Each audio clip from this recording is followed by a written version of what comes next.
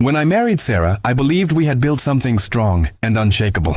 We had a modest house, decent savings, and dreams of starting a family. For years I worked long hours, taking every extra shift I could, just so we could live comfortably. But instead of gratitude, I got betrayal. Sarah started seeing another man, hiding behind excuses of working late and going out with friends. It all came crashing down one evening when she packed her bags and walked out, straight into the arms of someone else. At first, I was destroyed. My world collapsed overnight. I couldn't sleep, couldn't eat, and couldn't understand how the woman I loved could so easily replace me. But once the shock faded, something inside me hardened. She wanted to leave, fine, but she wasn't going to live off my hard-earned money while playing house with her new lover. The very next morning, I went to the bank and shut down every joint account. The credit cards I had given her were cancelled. The car in her name? Repossessed because it was registered under my company. Within a week, Sarah went from living in comfort to scrambling for basic needs. I thought that would be the end of it, but I underestimated her. One afternoon, a man in a sharp suit showed up at my door. He introduced himself as Sarah's attorney and demanded I continue supporting her financially, claiming she had become accustomed to a certain lifestyle. I almost laughed in his face. I told him that lifestyle was built on my sacrifice and loyalty. Two things Sarah had thrown away. The lawyer tried to threaten me with divorce settlements and spousal support claims. But I had come prepared. Every receipt, every expense, every record of my overtime hours was neatly filed. I had proof that Sarah had contributed next to nothing financially. On top of that, I had evidence of her affair, photos, messages, even hotel receipts she had been careless enough to leave behind.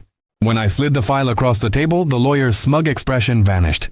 He cleared his throat, shuffled the papers, and suddenly started talking in circles. He knew exactly what those documents meant.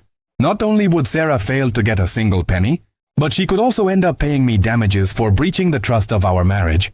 Word must have reached her quickly, because Sarah called me that evening, her tone much softer than before. She said she just wanted to talk things through, and that maybe we could find a middle ground, but her voice was shaky, desperate. She didn't miss me, she missed the money.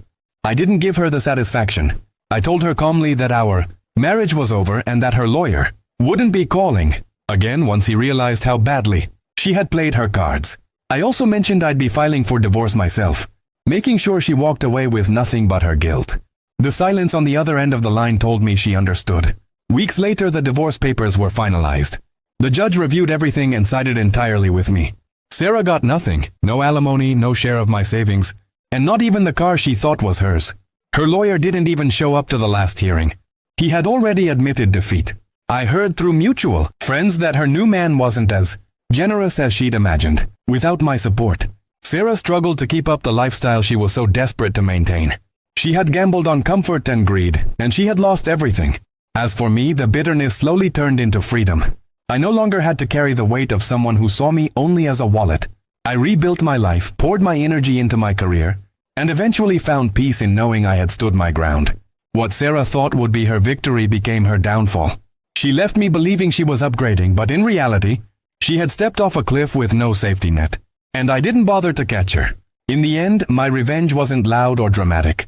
It was simply taking back control of what was mine and letting her taste the consequences of her choices. Sarah learned too late that betrayal doesn't just cost love, it costs comfort, security, and dignity. She walked away with nothing, while I walked away stronger. Looking back, I don't regret a single decision. She left me for another man, but I made sure she paid the price. My silence, my preparation, and my refusal to bend broke her more than any shouting match ever could. And that to me was justice.